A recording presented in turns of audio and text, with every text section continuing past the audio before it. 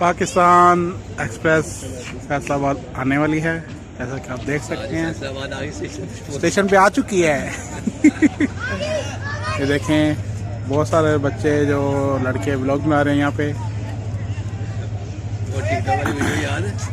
Train वाली और अभी गाड़ी करीब करीब आ रही है, तो इससे पहले गाड़ी मुझे उठाए मुझे साइड होना चाहिए। पाकिस्तान एक्सप्रेस को हम वेलकम करते हैं।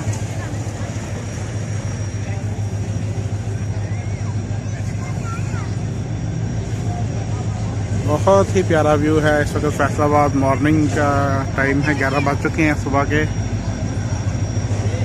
ये देखें,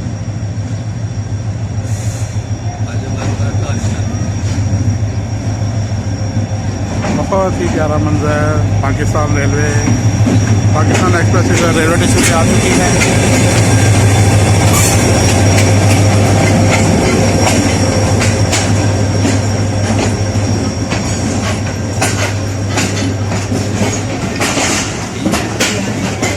और इन जो पहले डब्बों में मच्छी आई है, स्मेल आ रही है बहुत ज़्यादा।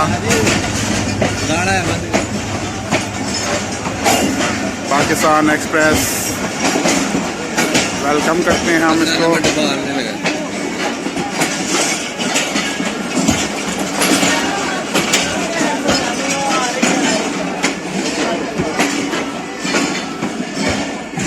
ये 15 नंबर डब्बा आ गया।